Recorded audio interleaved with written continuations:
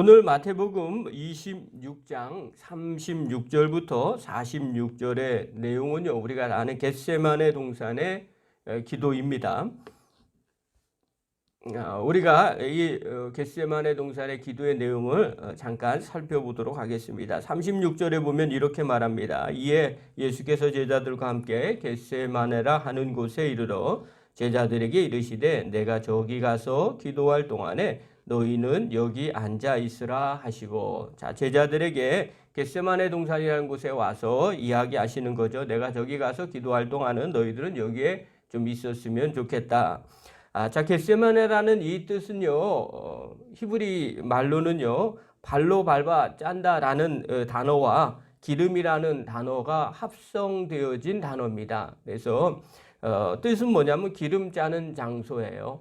이것은 어디에나, 그러니까 올리브 기름을 짜는 곳이면 어디에나 있는 겁니다. 동네마다. 뭐 지금으로 얘기하면 방앗간 뭐 이런 개념입니다. 그래서 방앗간 하면 사람들이 어떻게 생각해요? 기름 짜는 곳 뭐 이렇게 해석을 하는 것처럼 이 겟세마네라는 건 동네마다 있었습니다. 동네마다 뭐 가서 겟세마네가 어디예요? 그러면 그 동네마다 기름 짜는 그 장소가 있어요. 그쪽을 가리켜 주는 그렇게 가리켜 주는 단어입니다. 그래서 예루살렘에서 겟세마네 이렇게 얘기하면 지금 이 겟세마네 동산을 이야기하는 거죠. 이곳에서 기름을 짜던 곳이었었어요. 그래서 이곳으로 지금 예수님께서 가시는데 이 겟세마네라는 동산, 기름을 짜고 있는 동산이에요. 주변에는 당연히 올리브 나무가 많이 있을 거예요. 자, 그런데 이 단어가 어떤 의미로 유대인들에게는 또 사용이 됐냐면 겟세마네 기름 짜는 장소. 그런데 예수님이 그곳에서 무엇하고 있어요? 기도하시죠. 그런데 단어를 표현을 어떻게 써요? 땀방울이 핏방울 같이 되었더라. 자, 이러면 이제 오버랩이 되죠. 기름 짤 때 이 올리브를 넣고 압착을 하거든요. 그러면 옆에서 기름들이 이렇게 쭈르륵 흘러나오는 것처럼 그런 모습이 상상이 돼요. 그래서 우리는 겟세마네 동산에서 기도했다. 그러면 그냥 그걸로 끝이지만 유대인들은 그렇게 생각이 되지 않는 거예요. 무엇인가 간절히 예수님께서 땀방울이 핏방울 같이 되었다라면 그의 몸을 그렇게 기름으로 쥐어 짜는 것처럼 그런 일들, 그렇게 힘들고 아팠겠구나, 그렇게 온몸이 터졌겠구나, 뭐 이렇게 해석을 하게 되는 거죠. 자, 그래서 이곳에서 예수님께서 기도를 하시는데 어떻게 기도하시느냐? 38절에 이렇게 말씀해요.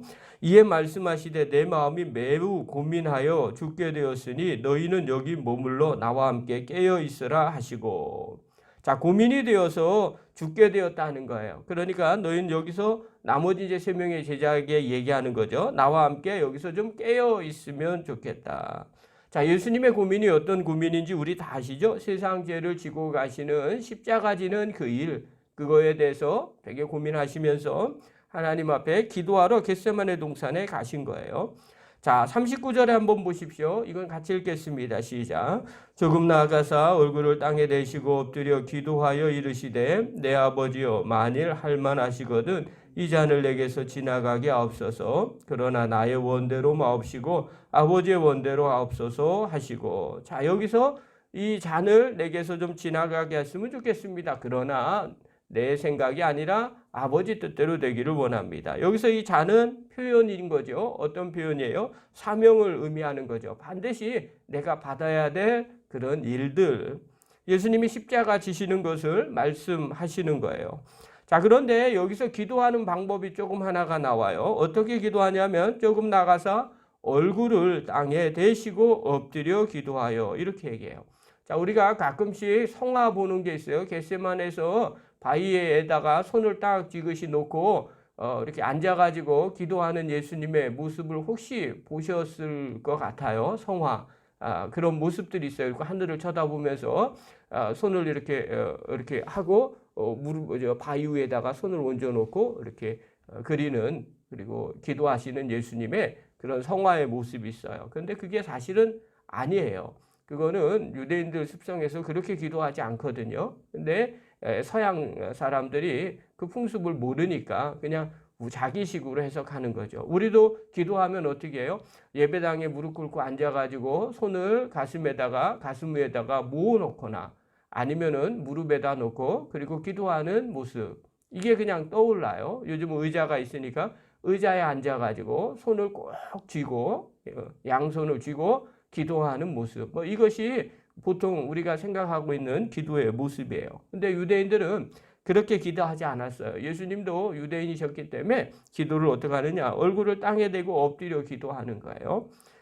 그러니까 이 모습은 얼굴을 땅에 이제 이렇게 박은 것.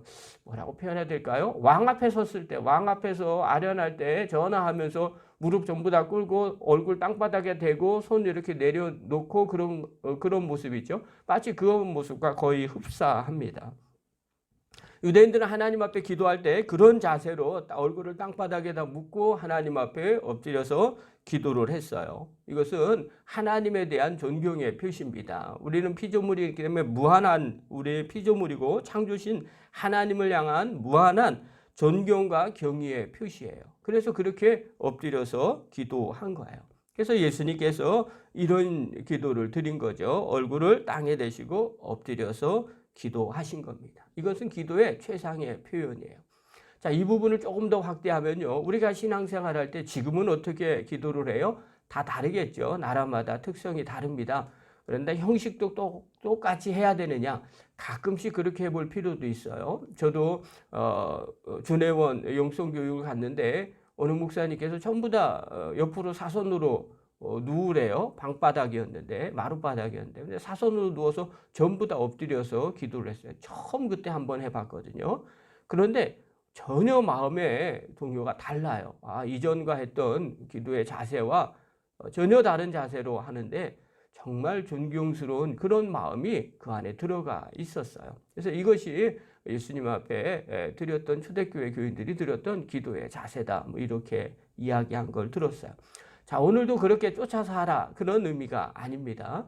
중요한 것은 정말 우리가 어떤 마음을 가지고 주님 앞에 기도하고 있는가. 정말 하나님 창조주 하나님이시고 그 하나님 앞에 내가 최대한의 존경과 그리고 경배하는 대상으로 주님 앞에 그런 자세로 기도하고 있는가. 우리가 그 부분을 점검해 보셔야 되겠죠. 초대교회처럼 아니면 유대인처럼 땅에 얼굴을 댄다고 해도 마음이 그렇지 않으면 아무 의미가 없겠죠. 또 의자에 앉아있어 한다고 해도 마음이 어떠냐가 정말 더 중요하다고 생각이 되겠죠. 그래서 기도를 할 때 정말 최선을 다하는 그런 마음가짐으로 기도하고 있는가 좀 점검해 보십시오. 자, 그런데 그렇게 기도를 깨어서 나와 함께 깨어 있으라고 제자들에게 당부하고 예수님이 기도하러 가셨는데 문제는 제자들이었어요. 제자들은 그들은 어떻게 하느냐? 40절에 한번 보십시오. 40절 읽겠습니다. 시작. 제자들에게 오사 그 자는 것을 보시고 베드로에게 말씀하시되 너희가 나와 함께 1시간도 이렇게 깨어 있을 수 없더냐. 자, 나랑 같이 깨어서 기도하라고 이야기했더니 제자들은 어떻게 해요? 깨어서 기도하지 않고 오히려 잠을 잡니다. 자, 두 번째도 마찬가지예요. 근데 그것은 육신이 좀 피곤해서 어찌됐든 간에 잠을 잡니다. 자, 그렇다면 그 다음 생각을 한번 하죠. 우리는 이렇게 생각할 거예요. 피곤하니까 다 그런 거 아니겠어요? 그럴 때도 있는 거 아니겠어요? 예, 충분히 그럴 수 있습니다. 그러나 단어는 정말 문장은 중요하게 봐야 돼요. 그렇게 피곤함 이러라 라고 얘기하는 것은요. 제자들 스스로가 하는 얘기가 아닙니다. 이것은 예수님이 이야기를 하셔야만 되는 문제죠. 만약에 같이 깨어서 기도하라 이렇게 얘기했는데 기도하지 않았는데 기도를 부탁한 사람이 왜 기도하지 않았어? 라고 하면 할 말이 없는 겁니다. 그러나 기도를 부탁한 사람이 그렇지 피곤한데 뭐 그럴 수 있는 거야. 그러면 문제가 되지 않습니다. 자연스럽게 넘어가게 되는 거죠. 여러분 예수님께서 그렇게 겟세마네 동산에서 기도하러 가실 때 함께 기도하고 깨어서 기도하라고 부탁을 했어요. 그런데 만약에 그렇게 부탁했음에도 불구하고 함께 깨어서 기도하지 않았던 제자들을 보면 어떤 마음이 들겠습니까? 여러분들이 만약에 힘든 일이 있거나 어려운 일이 있어서 누구에게 간절히 부탁을 했는데 그 사람이 내 부탁을 듣지 않고 다른 일을 하거나 잊어버리면 여러분 어떤 마음이 들겠습니까? 물론 예수님은 하나님의 아들이시기 때문에 섭섭한 감정이 안 들을 수도 있을 겁니다. 그러나 정말 중요한 일이기 때문에 깨어 기도하라고 권면하고 있는 거 아니겠어요? 그리고 함께하고 있는 거 아니겠어요? 그때 좀 졸리고 힘들더라도 함께 깨어있는 제자들을 보면 그 예수님이 어떤 마음이 들겠어요? 훨씬 더 마음이 편하지 않겠어요? 그리고 또 뿌듯하지 않겠습니까? 그런데 이들은 그렇게 하지 않아요. 그냥 계속해서 잠을 잡니다. 그걸 3번이나 반복을 하시죠. 결국 예수님 잡히시는 그 시간이 다가왔어요. 그때 제자들에게 예수님이 이렇게 말씀하세요. 44절부터 46절입니다. 우리 한번 읽겠습니다. 시작. 또 그들을 두시고 나아가 3번째 같은 말씀으로 기도하신 후 이에 제자들에게 오사 이르시되 이제는 자고 쉬라. 보라 때가 가까이 왔으니 인자가 죄인의 손에 팔리느니라. 일어나라 함께 가자. 보라 나를 파는 자가 가까이 왔느니라. 자, 예수님께서 3번째 와서 보니까 어떻게 돼요? 자고 있어요. 그때 얘기하죠. 이제는 자고 쉬라. 여러분 이 말의 의미는요. 깨어 있을 때가 있어야 된다는 거죠. 그리고 자고 쉴 때도 있다는 거예요. 예수님께서 맨날 며칠을 기도하신 게 아니거든요. 잠깐 기도하신 거예요. 함께 하기를 원해서. 자, 힘들고 어려워도요. 함께 했었으면 얼마나 좋았을까. 왜요? 시간 조금 지나면 이제 함께 할 수 없는 때가 오기 때문에 그래요. 쉴 때도 있기 때문에 그렇더라는 거죠. 자, 이제 시간이 되었어요. 이제는 더 이상 제자들이 주님을 위해서 기도할 시간이 없어요. 기도할 때가 지나 버린 거죠. 더 이상 말해도 소용이 없는 겁니다. 여기서 우리가 알 수 있는 거죠. 다 때가 있다는 겁니다. 그 때가 지나면 하고 싶어도 할 수 없는 때가 오더라는 겁니다. 이것이 예수님의 겟세마네 동산의 기도의 모습이에요. 자, 그렇다면 오늘 본문을 통해서 우리가 깨달아야 될 내용이 뭐냐? 2가지를 살펴볼게요. 첫 번째, 우리에게는 다 마셔야 할 잔이 있다는 겁니다. 여러분 예수님만 이 잔을 마시는 게 아니죠. 오늘 우리에게도 우리가 마셔야 될 잔이 있어요. 하나님께서 성도들에게 주시는 사명들이 있어요. 각자가 다 다릅니다. 여러분 그것을 마셔야 됩니다. 내게 맡겨진 그 잔이 무엇인지, 그 일이 무엇인지 최선을 다해서 내 뜻이 아니라 주님의 뜻대로 그것을 행하는 믿음의 종이 되기를 간절히 바랍니다. 2번째입니다. 주님의 일은 다 때가 있다는 겁니다. 여러분 주님께서 우리에게 원하시는 것 함께 일하는 겁니다. 여러분 그때 같이 일할 때 그분은 얼마나 기뻐하시겠어요. 반대로요. 함께 일하기를 원하는데 함께 하지 않으면 그것만큼 실망스러운 일이 없습니다.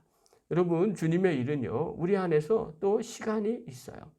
하고 싶어도 하지 못할 때가 있습니다. 반대로 꼭 해야 할 때가 있습니다. 그래서 내게 맡겨진 일들이 있습니까? 그 때에 열심을 다하시길 바랍니다. 그래야 나중에 하고 싶어도 하지 못하는 후회스러운 일을 하지 않게 됩니다. 여러분 모두가 함께 주님의 일을 함께 동참하는 그리고 주님의 때 함께 일하는 믿음의 종이 되기를 간절히 축원합니다. 기도하겠습니다.